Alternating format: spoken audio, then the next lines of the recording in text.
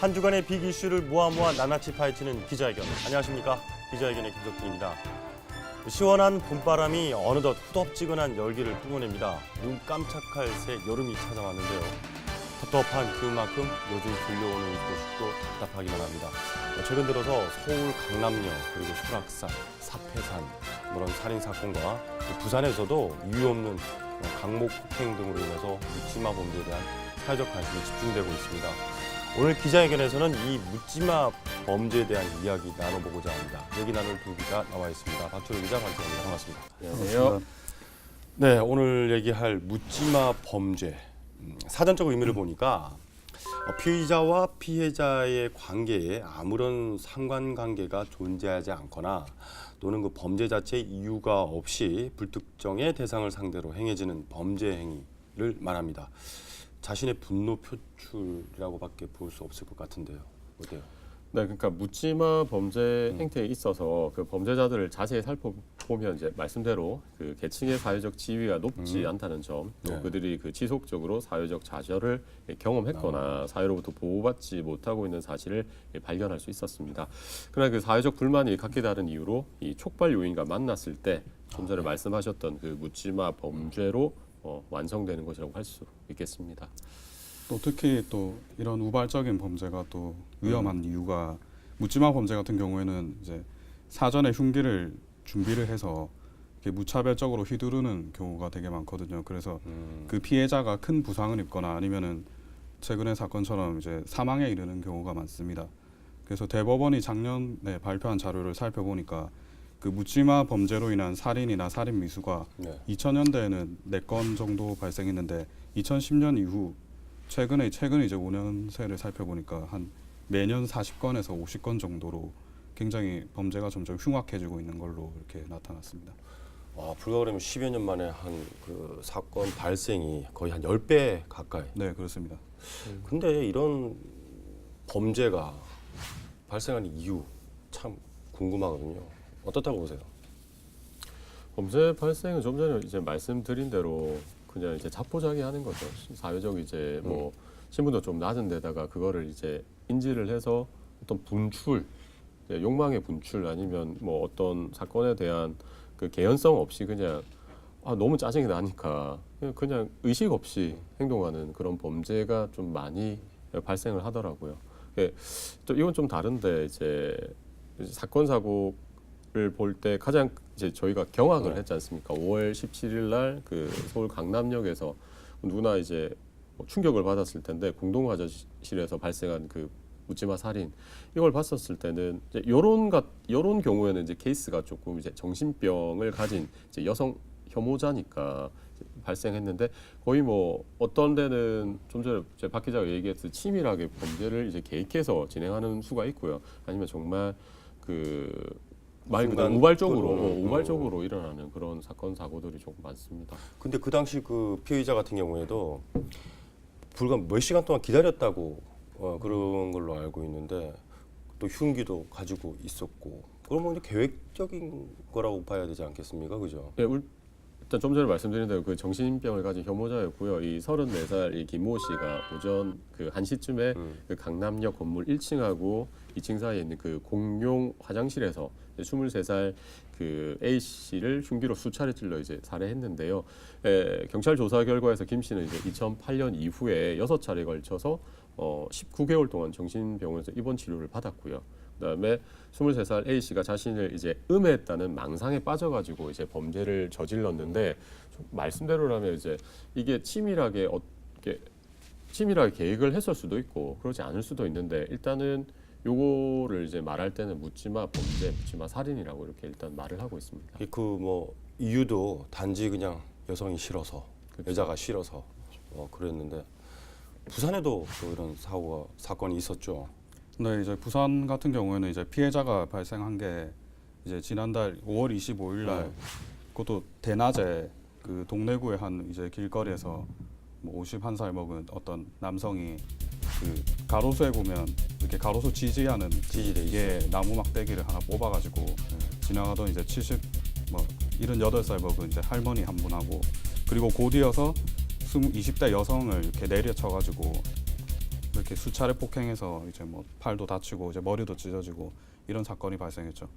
아니 정말 저도 그 영상을 봤는데 그 보는 사람이 정말 분노가 치밀 정도로 아니 그 몽둥이죠 진짜 말 그대로 나무를 그 연세 드신 분에게 그냥 정말 너무 그 뭐 모자이크 처리를 했음에도 불구하고 그 모습이 너무나 잔인한 것 같아서 그 쓰러져 있는데도 거기다 대고도 또 이렇게 막 정말 이렇게 강하게 이렇게 하는 걸 보니까 아우 정말 화가 나더라고요. 근데 그뿐만 아니라 또 옆에 지나가는 여자분도 또 그냥 뭐 이유가 뭐라고 그럽니까?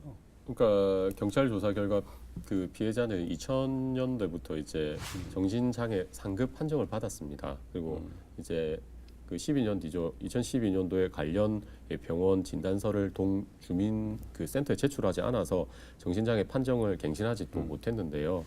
또한 그 2003년부터 2011년 사이에 정신병원에서 약 4년간 입원하면서 정신장애 치료를 받았지만 또 4년 동안 병원 치료를 또 받지 못한 상태. 한마디로 그러니까 정신분열증 환자인데 우발적으로 일어난 사건 사고죠. 그리고 또 그 동네뿐만 아니라 그 앞선가요? 그 이후인가요? 그 광복동에서도 사고가 있었죠. 네, 사건이 있었죠. 네, 동래구에서 어떤 그 폭행 사건 앞에 5일 전에 네. 국제시장에서 또 어떤 50대 남성이 이렇게 그분 같은 경우는 술을 먹고 이렇게 막 낫을 휘둘렀거든요. 낫을 휘두르다가 그때는 다행히 다친 사람은 없고 이제 주변에 상인들하고 지나가던 시민들이 붙잡아가지고 막을 수 있었고 사실 그 25일 날 동네에서 이렇게 무증한 폭행이 한 번 있었지만 그날 또 다른 지역에서도 사실 또 같은 사건이 한 번 또 있었습니다. 그거는 이제 크게 뭐 다뤄지진 않았는데 뭐 같은 날에만 2건이 발생을 한 거죠. 근데 왜 걸려 들어가지고 이런 그 묻지마가 이게 뭐 연쇄적으로 이슈가 되어서 그런 건가요? 위에서 이제 너무 그런 이제 큰 사건이 터지니까 이제 뭐 언론에서도 우리한테 대대적으로 보도를 하고 그러니까 나도 한번 혹시나 뭐 그런 생각도 저는 해봤거든요. 방송을 통해 가지고 이게 보도가 되다 보니까 아씨 나도 정말 이참에 정말 화나는데 정말 나도 진짜 그냥 뭐 어떻게 해버릴까 보다 뭐 이런 본인이 아니요 그 이제 피의자들 피해자들이 아니면 뭐 날씨가 원인이 되나 뭐 어떤 뭐 그런 전문가들이 그런 이 원인이랄까요? 뭐 그런 거에 대해서 좀 얘기를 좀 들어본 적은 없나요? 이게 좀 전에 이제 저희 오프닝 때도 말씀드렸지만 스트레스의 표출이고 그러니까 자기가 이제 응어리진 걸 풀지 못해서 이게 사회적인 바이러스라고 생각을 합니다. 그 전문가들도 이제 이런 부분에는 이제 스트레스의 공격성을 표출하는 거거든요. 이거를 이제 케어해주고 아니면 이걸 풀 수 있는 어떤 사회적 기반이 갖춰져야 되는데 이제 그거를 못하고 이제 한국 사회가 너무 경쟁만 또 이렇게 치중하다 보고 그 나머지 있는 약간 뭐라 그럴까요? 조금 이제 관심과 사랑을 이렇게 받아야 되는 계층에게는 조금 그런 게 좀 덜해서 이 사람들이 그냥 표출하는 거죠.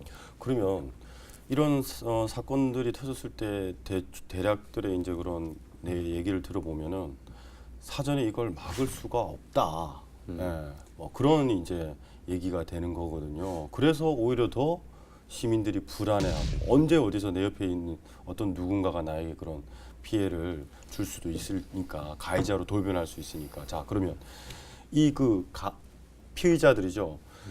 그분들이 뭐 이제 술을 먹거나 보통 뭐 술 마시고 뭐 그렇게 이제 폭력을 휘두르는 행사하는 것도 많긴 하지만 이렇게 대낮에 또 뭐 불특정 다수에게 예? 그리고 또 그런 사람들 보면 또 정신질환까지 있었던 뭐 전력이 있는 그런 분들도 많잖아요. 이분들에 대한 그런 뭐 대책이 없어서 그런 건가 어떤 겁니까? 전에 그 왜 한번 그런 적이 있었잖아요. 여기 사하구에서도 구급차? 정신 질환자가 네. 구급차를 탈취해가지고 그냥 네네네 그대로 막 광란의 질주를 벌인 도주하다가 잡히기도 했고 그 건은 어떻게 된 거죠 그때는? 혹시 그 건은 이제 저희가 더 큰 사건 사고 때문에 제가 다른 거 지지한다고는 단신으로 처리를 했는데 그 사건이 이제 정신병자였어요. 그 이제 잠시 그 보호 이제 관찰하시는 분이 이제 감시를 소홀한 틈을 타서 이제 구급차를 몰고 이제 구급차를 몰고 이제 그 대낮에 그 도로를 달리면서 차를 연쇄적으로 이제 박은 사건이 있는데, 그러니까 정신병자가 이제 일으킨 사고였죠. 좀 전에 말씀대로 지금 이런 묻지마 폭행이나 묻지마 범죄를 하는 사람 대부분이 이제 술을 마시거나 아니면 정신분열, 정신 이상, 정신 조혈증 같은, 혹시 조혈증이란 말 들어보셨습니까? 그렇죠. 좀 뭐 우울증 뭐 그런. 아, 조혈증이 조현병. 조현병, 우울증 증세 뭐 그런 거죠. 네, 서울 강남역에서 발생한 그 사건 또한 그 피해자가 전형적인 피해망상. 그러니까 네. 조현병이라는데 이게 정신분열증이라고 정신분열증. 나와 있는데요. 조현병은 이제 환각하고 망각, 긴장, 기이한 행동이 동반되는 사고장애입니다. 사고장애에서 좀 전에 말씀하신 조울증과 함께 이제 자기 대표적인 제어를 하지 그죠. 못하는. 케어를 못하는 뭐 이런 상황에서, 그래서 심지어 저도 이제 뭐 예를 들어서 그 뭐 여름에 아니면 그 저희 습하거나 이럴 때는 좀 짜증이 나잖아요. 근데 저희는 케어가 가능한데 이제 이 피의자들은 이제 자기 분노 표출이 이게 이제 조절이 안 돼서 한번 터지는. 근데 그런 그렇다고 이런 사람들을 계속적으로 우리 사회와 격리시켜가지고 가둬놓을 수도 없는 일이고, 그리고 또 뭐 말 그대로 병원에서 이 사람이 괜찮다 그러면은 다시 사회로 복귀하는 게 당연한 거잖아요. 또 우리 사회 일원으로 생활해야 되니까. 그럼 그런 사람들을 이제 뭐 우리 사회가 포용하지 못하고 격리시킬 거냐? 그건 아니잖아요. 또 그렇잖아요. 그럼 이런 사람들에 대한 어떤 대책이나 대응이나 뭐 이런 것들은 없는 건가요? 사실 뭐 그런 사람들에 대한 대책이나 대응이라는 거는 항상 존재를 매뉴얼로 이렇게 존재는 해왔지만 사실 잘 안 지켜지기 때문에 이런 사고가 발생했다고 생각하거든요. 저는. 그 강남역 그 34살 그 김모 씨 같은 경우에도 그 중학교 때부터 이제 그런 증상이 있었고 다 이제 가족들도 알고 주변에도 알았지만 최근에 이제 행적을 보니까 뭐 병원에서 이제 약을 받고 했다는데 뭐 그 사건 터지기 한 열흘 동안 뭐 노숙을 했다든지 그 약을 먹었는지 안 먹었는지 이렇게 확인할 길이 없더라고요. 그걸 누구도 뭐 챙겨주지 않았고 그리고 그 동래구에 그 이제 묻지마 폭행했던 그 50대 남성 같은 경우에는 사실 이 남성은 그 2000년 6월에 한번 정신장애 판정을 받았더라고요. 그래서 계속 이제 2003년부터 11년까지 계속 치료도 받았는데 이분이 그러니까 이제 뭐 기초수급자로 돼 있다 보니까 한 그 구청에서 한 50만 원 가량을 수령을 했더라고요. 작년까지는. 근데 작년까지는 이제 뭐 생계급여 38만 원에 주거급여 11만 원 이렇게 받다가 어느 정도 돈을 받다가 예 이제 그렇게 하다가 작년에 뭐 아까 말씀하신 대로 서류 제출 이런 걸 안 한 겁니다. 자기가 뭐 그런 사실 뭐 받을 수는 있는데 그것도 자기가 동의를 하고 이렇게 서류를 제출해야만 받을 수 있는 거거든요. 그렇다고 그래서 그분이 이제 그거를 제출 안 하는 바람에 50만 원 받던 사람이 월 11만 원으로 줄어버린 겁니다. 작년 4월부터. 그 이제 이런 것도 뭐 물론 이제 저희 제도 하에서는 그런 거를 본인이 증빙을 하고 서류를 제출해야 복지 혜택을 받을 수 있는 거지만 뭐 그런 사람들이 사실 자기 그 생활을 이렇게 잘 챙길 수 있는 여력은 없잖아요. 맞아요. 그런 분들을 좀 더 이제 뭐 지자체나 그런 관련 이제 복지 기관에서 좀 뭐 추적하거나 좀 더 관심을 가지고 그렇죠. 가야 뭐 오라고 하는 것보다는 좀 찾아가서 이렇게 케어할 수 있는 부분도 있다고 보거든요. 그리고 그 또 장애인 어쨌든 정신 질환을 가지고 있는 분들도 네. 어쩌고 보면은 장애인이라고 할 수 있는 거잖아요, 그죠? 정신적으로. 그리고 이 그 동래구 그 묻지마 폭행 같은 경우에는 사전에 이런 좀 징후를 좀 발견을 할 수가 있었거든요. 아, 그 그래요? 보니까 어. 작년에만 해도 이분이 상해 사건 2번, 폭행 1번으로 이렇게 입건된 사례가 있고 그리고 최근에 이제 그 묻지마 폭행하기 한 4일 전에 보니까 21일 날에는 뭐 주차된 차량을 이렇게 파손했고 또 이틀 뒤에는 동네 슈퍼에서 생필품을 이렇게 훔치다가 또 신고를 당했더라고요. 그런 사전에 이제 그렇게 좀 방지를 할 수 있음에도 불구하고 이렇게 놓다 보니까 이런 사건이 발생을 하게 된 거죠. 그런 그 복지 수혜를 이렇게 받아야 될 분들이 저소득 주민들이라든지 뭐 독거 어르신이라든지 그런 분들이 되게 많잖아요, 우리 주변에. 근데 그 사회복지사가 뭐 보면은 뭐 100명당 뭐 한 명꼴도 아닌 뭐 1000명당 한 명꼴 이런 식으로 되어 있으니까 그분들이 다 이런 사람들 챙기기도 힘들 뿐더러 또 그렇다고 또 그 가족이 챙길 수 있느냐, 또 그런 것도 아닌 것 같아요. 보면은 그렇잖아요. 예. 그러려면은 이 뭐 어떻게든 이런 분들에 대한 뭐 일단 피해를 당하지 않기 위한 그런 개인 나름대로의 그런 좀 준비가 필요할 것 같은데 어떤 준비 길 가다가 어떻게 해야 이제 될까요? 강목 가지고 진짜. 때리는데 어떻게 그거를 예방을 합니까? 근데 이제 웃자고 하는 얘기고 웃자고 하는 얘기 아니고 요즘에는 진지하게 얘기 좀 해봐요, 진지하게 진짜. 얘기를 해야 되는데 네. 저는 솔직히 이 조금 전에 말씀드렸지만 제 가족이 만약에 이렇게 한다고 하면 참지 못할 것 같아요. 똑같이 뭐 하지는 못하겠지만 좀 분노가 끌어올 것 같은데 그래서 뭐 격리를 시켜야 된다고 저는 생각을 합니다. 격리를. 예. 근데 어쨌든 그분도 뭐 말 그대로 술 먹고 그렇게 했을 경우에 그게 이제 뭐 그 사람이 뭐 알코올 뭐 그런 병이 있어가지고 그랬던 것도 아니었을 테고 또 뭐 물론 그런 분들도 있겠지만 그렇다고 그런 사람들은 모두 다 격리한다는 거는 좀 힘들지 않나요? 물론 아니면 제일 중요한 거는 그런 걸 할 때 치료를 해주는 그런 게 필요하지 않을까? 뭐 저는 그렇게 생각을 해보는데. 저는 또 치료 또한 또 격리라고 이제 좀 보거든요. 넓은 범주에서는. 그래서 이걸 조사하다가 하도 화가 나서 제가 그 생각했던 단어는 그 하무라비 법전이라고 이에는 이 눈에는 눈이라고 이 사람도 진짜 당해보면 과연 그렇게 하겠습니까? 저는 그렇게 생각을 합니다. 근데 그 사람이 이제 정상적인 사람이었으면 참 그런 법칙이 통할 텐데 뭐 자기가 뭐 했는 뭐 죄책감이라든지 뭐 죄의식이라든지 그런 것도 없는 사람한테 그런 게 좀 통하지. 그러니까 저는 격리가 필요하다고 생각을 합니다. 그런데 그 솔직히 정신질환자들 같은 경우에도 또 이런 범죄를 이렇게 저질렀을 경우에 또 그 뭐 온전한 사람과 다르게 이제 뭐 정신 이상적이라든지 뭐 몸이 이제 그런 것들 때문에 오히려 더 그런 범죄에 대한 그런 이제 뭐 죄값이라 그럴까요? 그런 것들이 좀 솔직히 또 수위가 좀 낮아지는 경우도 있잖아요, 보통.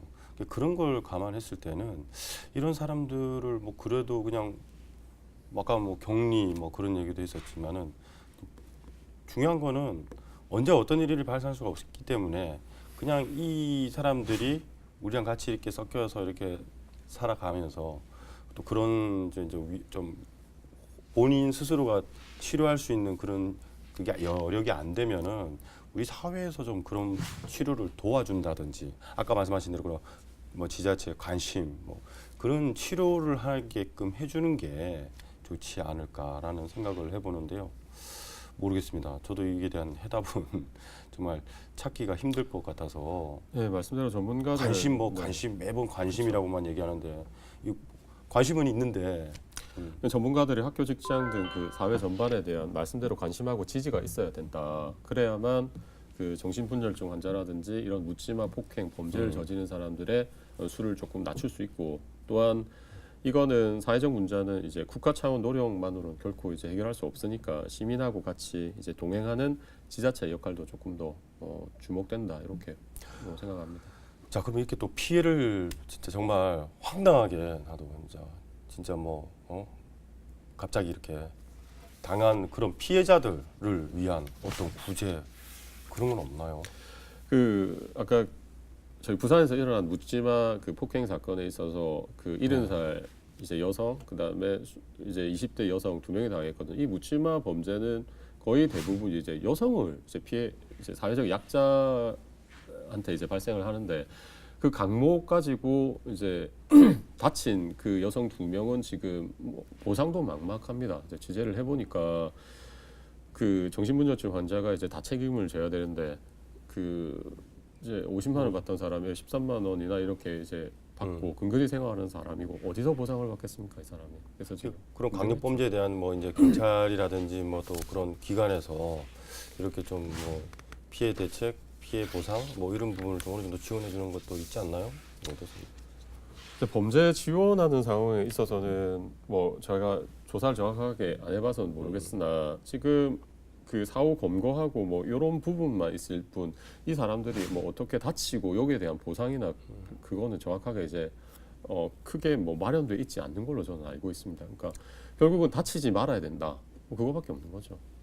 그 안 그래도 그때 이제 저 사건을 옆에서 이제 봤지만 실질적으로 이제 그렇게 또 그 피해가 확산되기 전에 또 막아줬던 예? 시민들도 정말 대단하다고 생각을 합니다. 오히려 그냥 그렇게 놔뒀었으면은 정말 나 몰라라 하고 그렇게 될 뻔한 그런 더 오히려 피해가 더 커졌을 뻔한 사건인데 그래도 그나마 그 주변에 있던 주민들이 정말 이렇게 몸을 갖다가 던져서 막아내서 잡아서 또 그분들은 또 경찰청으로부터 표창도 받고 뭐 그렇게 했다 그러죠. 그런 분들이 그나마 있어서 걱정은 그렇게 조금이라도 덜 걱정해야 되는데 정말 이런 사건이 언제 어디서 발생할 줄 모르기 때문에 더 정말 그 막막한 거죠. 예, 전문가들도 뭐 그런다는데 근데 경찰도 뭐 이런 데 대해서 대책을 좀 내놓는 게 있나요? 이제 부산 이제 그 경찰청이 여성 혐오 묻지마 폭행 이제 예방 활동을 강화를 했습니다. 예를 들어서 정복 경찰인 그 2인 1조로 편성을 하고 순찰을 강화하는 등 그 흉기 소지자 등을 집중적으로 고문할 예정이라고 하는데 비단 이거 가지고는 이제 그 예방 효과가 이제 뭐 크게는 없을 거라 생각을 합니다. 사후 검거를 하고 수사를 하는 것도 중요하죠. 근데 그거보다 더 중요한 거는 예방일 겁니다. 그래서 그 CCTV가 아니라 그 감시 체계의 순찰을 강화하거나 또 범죄 예방, 그다음에 협력 치안의 그 주체적인 그 이제 뭐 경찰, 그다음에 지자체 그리고 공공기관 등이 함께할 수 있는 그 네트워크를 구축하는 게 가장 뭐 효과적이라고 전문가들은 이렇게 얘기를 하고 있습니다. 또 뭐 이런 이제 구속 조치도 필요하고 그리고 이 묻지마 범죄를 일으키는 사람들 유형을 보면은 아까 말씀하신 것처럼 조현병 환자 그리고 가 제일 많았고요. 두 번째는 이제 뭐 알코올 중독도 있었고 뭐 세 번째는 뭐 현실 불안 절망감 한마디로 이제 경제적 어려움이거든요. 그런 그 문제들을 좀 아까 만약에 뭐 여기 이런 묻지마 범죄 일으킨 사람들을 보면은 거의 1회 이상 전과자가 거의 78%에 달하고 있거든요. 그러니까 이게 계속 악순환이 되는 겁니다. 이제 출소를 해서 나왔는데 또 경제적으로 어렵고 어디 사회에 발붙일 곳이 없으니까 또 결국 이제 뭐 약물에 또 중독될 수도 있는 거고 또 뭐 수급자로 전락하다가 또 이렇게 계속 악순환이 되거든요. 그 이제 이런 사람들에 대한 그 뭐 추적이라든지 아니면 뭐 사후 관리를 굉장히 잘해야 될 것 같고 그리고 그 서울 같은 경우는 공용 화장실이었잖아요. 그 이제 그 사건이 있은 뒤에 이제 나온 대책이 뭐 이제 공용 화장실을 좀 없애고 앞으로는 네 그렇게 따로 구별하겠다 뭐 그런 게 있는데 뭐 크게 뭐 와닿는 그런 또 조치는 아니네요. 네, 뭐 결국에는 이 그 뭐 조현병 환자라든지 또 정신적으로라든지 뭐 알코올 환자라든지 이런 우발적인 범행 아니면 또 계획적인 범행을 저지를 수 있는 그런 묻지마 범죄를 저지를 수 있는 그런 피의자들 결국에는 우리 이웃이고 또 우리 가족의 한 명일 수도 있는 거거든요. 그리고 또 그럼 뭐 또 당하는 입장에서는 정말 어쩔 수 없는 부분이기 때문에 결국에는 아까 얘기했던 것처럼 예방을 하기 위해서 그런 주변인들의 관심이 좀 계속 결국에는 관심밖에 없는 것 같아요. 그리고 또 이왕이면은 좀 지원을 해서 그런 질환을 좀 빨리 이렇게 치유할 수 있는 그런 것들이 좀 조치가 직접적으로 있어야 되지 않을까라고 생각해 봅니다. 두 기자 뭐 취재한다고 수고 많으셨습니다. 네. 눈앞이 어른거릴 때는 무엇을 보아도 잘못 보게 되고 또 귀에 병이 있어 기울림이 있을 때는 무엇을 듣더라도 잘못 듣게 된다. 마음속에 어떤 사물에 대한 선입견이 있을 때는 무엇을 처리하든지 잘못 생각하게 된다. 이러한 까닭에 마음이라는 것을 비워두는 것이 중요하다. 지금 이 얘기는요. 바로 중국 칭화대의 10년 연속 명강의로 선정된 핑차오이 교수의 강의를 엮은 책인 나를 지켜낸다는 것의 한 부분입니다. 분노의 사회라고도 일컬어지는 요즘에 현명한 생각과 판단을 위한 마음의 비움 그리고 여유가 필요한 때인 것 같습니다. 기자들의 시선으로 보다 더 날카롭게 세심하게 속속들이 들여다보는 기자회견 오늘은 여기까지입니다. 고맙습니다.